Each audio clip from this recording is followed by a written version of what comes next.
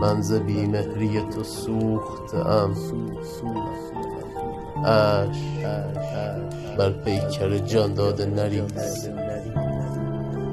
جنگل آتش شد از آن ته سیگار که هوای خوش جنگل طلبید. سایه بودم به سرت سر به هوا، حال خاکسترم از کام شما.